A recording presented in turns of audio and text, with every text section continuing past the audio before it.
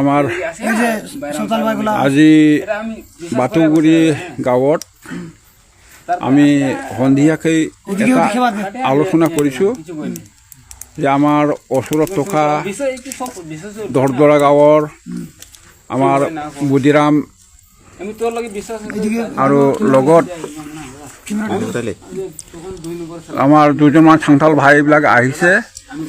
কাৰণ আমাৰ বড়ো আৰু সাঁওতালৰ মাজত অলপ কিবা কিবি বেয়াকৈ শুনা যায় বুলি আমাৰ সাঁওতাল ভাইসকলে আহিছে বাটুগুৰি গাঁৱত, আৰু আমিও বাটুগুৰি গাঁৱৰ বড়ো ভাইসকলে একগোট হৈ আলোচনা কৰিছোঁ যে যিমানখিনি আমাৰ মোবাইলত হোৱাটছআপত দিয়ে এইবিলাক খুব মিছা কথা।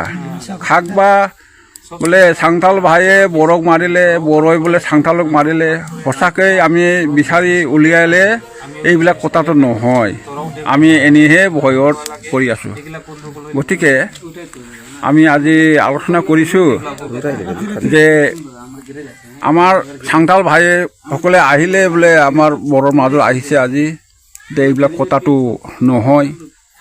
কাৰণ বড়ো ভাই আৰু সাঁওতালৰ মাজত যদি এনেকুৱা কাজিয়া হৈ থাকে এইটো সন্দেহ খুব বেয়াজনক।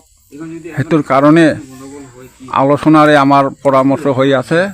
সাঁওতাল ভাইসকলেও আমাৰ ওপৰত একো নকৰে আৰু বড়ো ভাইসকলেও সাঁওতালৰ ওপৰত একো নকৰে।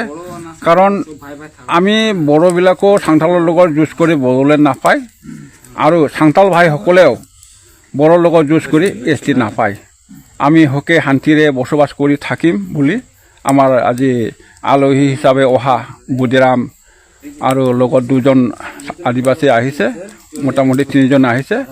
আমি ভালকৈ আলোচনা কৰিছোঁ যে আমাৰ বড়োবিলাক আৰু সাঁওতাল ভাইসকলে যেনে ভয়ৰ ৰাতিত পলাই কাৰোবাৰ ঘৰত শুব নালাগে, নিজৰ ঘৰত নিজে শান্তিভাৱে যেন থাকে। এইটো কৈ মই আজিৰ মন্তব্য সামৰণি মাৰিলোঁ।